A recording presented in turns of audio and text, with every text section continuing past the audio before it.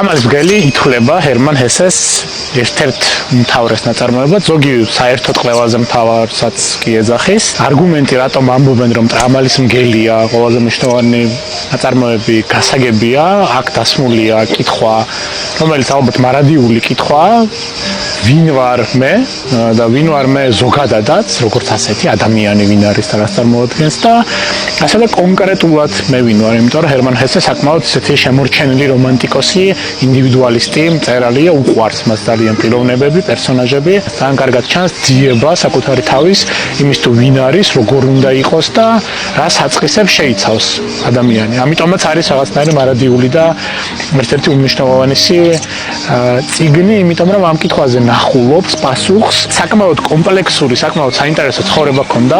თვითონ არ იყო ხუთოსანი ადამიანი, ფრიადოსანი კაცი არ არის, ძალიან ბევრი პრობლემაც ჰქონდა, არც ფრიადოსანი და მთლად დაალაგებული კაცი არ იყო, არც დაალაგებული ბავშვობა არ ჰქონდა, საკმაოდ პრობლემატური ტიპი იყო მოკლედ და ახალგაზრდობაში არაერთხელ აქვს თავის მოკლა ნაცადი, ყავდა 3 ცოლი, უამრავი საყვარელი, მეგობრობაშიც მოკლედ მთელი ამბები აქვს გადავლილი.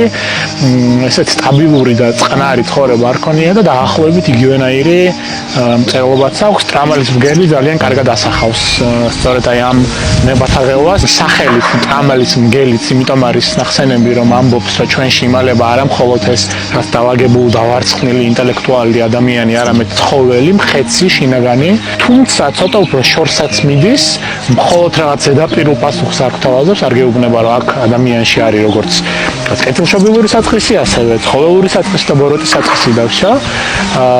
ის გვეუბნება რომ კითხვაზე ვინ ვარ მე, პასუხი არის უამრავი ვინმე და ყველა ერთდროულად რაღაცნაირად შემოდის დაპირისპირებაში იმ იდეასთან, რომელიც ადამიანებს გვაქვს საკუთარი თავის მუდმივობის შესახებ, რომ თითქოს ყოველთვის დაახლოებით ერთეიგივენაირი არსება ვართ და როგორც წესი საჭიროა ხოლმე ძალიან მნიშვნელოვანი გადახრა იმისთვის, რომ ჩვენც უნდა მივხვდეთ მაგას.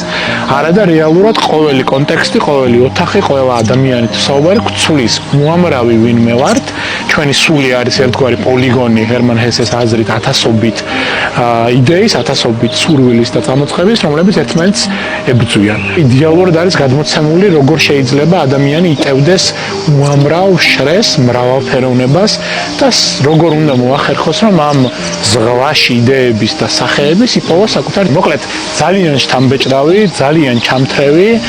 მიუხედავად იმისა, რომ უამრავ რამეზე კეთდება ალუზია, თალსახად იგრძნობა ნიცშეს გავლენები, ფროიდით თალსახა არის გოეთე და ფაუსტი, რეალურად არანაირ წინასწარ ცოდნას არ საჭიროებს.